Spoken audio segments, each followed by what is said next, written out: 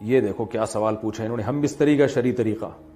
محمد رفیع صاحب پوچھ رہے ہیں، میں بتا نہیں رہا کہاں سے ہیں تاکہ ایسا نہ ہو ان کے گھر والے جان لیں۔ میری عنقریب شادی ہونے والی ہے، مجھے زوجہ سے قربت کا سنت طریقہ بتا دیں۔ یہ سوال حیا کے خلاف ہے اور میں حیا کے خلاف سوالات نہ پڑھتا ہوں نہ اس کے جواب دیتا ہوں، لیکن چونکہ یہ سوال بہت زیادہ لوگ پوچھتے ہیں تو میں نے ہمت کر کے آج یہ پڑھ لیا ہے، اور اس میں لوگ غلط گائیڈ بھی کر رہے ہیں، تو اس لیے میں اس کا جواب دے رہا ہوں کہ اسلام میں کوئی خاص طریقہ نہیں ہے اس کا۔ اس پہ فالتو کتابیں لوگوں نے لکھی ہوئی ہیں، پتہ نہیں کیا کیا، وہ ایسے ہی لوگوں کی آ رہا ہے۔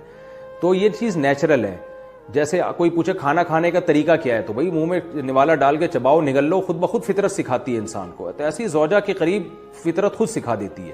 ہاں، شریعت نے جس طریقے کو حرام قرار دیا ہے وہ سب کو معلوم ہے کہ جو ہے وہ اللہ تعالیٰ نے جو بدکار لوگ جس طرح سے کرتے ہیں، جو لڑکوں سے بدفعلی کرنے والے لوگ ہیں، وہ طریقہ حرام ہے۔ تو باقی اللہ تعالیٰ نے میاں بیوی کا معاملہ رکھا ہے، ایک دوسرے کا لباس ہے، تو کمرے کی باتیں ہیں وہ جیسے چاہیں مناسب سمجھیں، وہ ان کا اپنا ذاتی عمل ہے، اس کا کوئی خاص طریقہ نہیں ہے، اور یہ نیچر انسان کو خود سکھاتی ہے۔ نہ یہ طریقے نہ کسی سے سیکھنے کی ضرورت ہے۔ بعض لوگ تو حد درجے کی بے شرمی کرتے ہیں، وہ شادی سے پہلے جو ہے وہ فحش فلمیں دیکھتے ہیں تاکہ ہمیں طریقہ آ جائے۔ یہ انتہائی درجے کی بےہودگی ہے، انتہائی درجے کی ایک لعنتی عمل ہے یہ۔ تو یہ کوئی خاص طریقہ نہیں ہے۔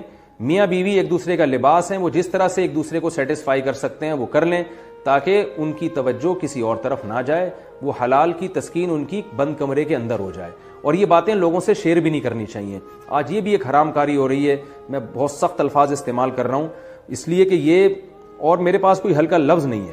وہ کیا ہوتا ہے کہ مرد اپنی زوجہ سے ہم بستری کر کے اس کے راز دوستوں کے سامنے فاش کر رہا ہوتا ہے، میں نے ایسے کیا، میں نے ایسے کیا۔ لڑکیاں بتا رہی ہوتی ہیں اپنی فرینڈز کو کہ میرے شوہر نے میرے ساتھ ایسے کیا۔ یہ بہت لعنتی عمل ہے۔ آپ صلی اللہ علیہ وسلم نے فرمایا جو عورت اپنے شوہر کے راز یا شوہر بیوی کے راز فاش کرتا ہے اس پر لعنت ہے، حدیث کا مفہوم ہے یہ۔ تو یہ بند کمرے کی میاں بیوی کی باتیں، جس طرح سے وہ ایک دوسرے کو سیٹسفائی کر سکتے ہیں وہ کریں، ایک دوسرے کے لیے وہ حلال ہیں، اور بس وہ طریقہ جو لڑکوں سے بدفعلی والا طریقہ ہے وہ طریقہ اسلام میں حرام ہے۔ اور اللہ تعالیٰ نے حالت حیض میں زوجہ سے ہم بستری کو حرام قرار دیا کیونکہ اس میں گندگی ہے۔ باپ دیکھیں کہ وہ گندگی اس درجے کی نہیں ہے جتنی اورل سیکس میں گندگی ہوتی ہے۔ اگر اس میں ڈسچارج ہو جائے بندہ، انسان جو ہم بستری کرنے والا ہے زوجہ سے، وہ منہ میں ڈسچارج ہو جائے، تو آپ سوچیں کہ اللہ تعالیٰ شرمگاہ کو گندگی سے بچا رہے ہیں، جس کی وجہ سے حیض کی حالت میں ہم بستری کو حرام قرار دیا۔ تو منہ جس سے انسان کھانا کھاتا ہے، جس سے کلمہ پڑھتا ہے، اور جو انسان کے جسم میں سب سے اشرف عضو ہے، سب سے زیادہ معزز اور مکرم عضو ہے، اس میں ایسی گندگی کو ڈالنا کہاں سے جائز ہو سکتا ہے، کہاں سے حلال ہو سکتا ہے؟ تو آج بعض متجدد قسم کے لوگ جو ہے نا اس کو حلال قرار دے رہے ہیں، تو یہ بالکل غلط ہے۔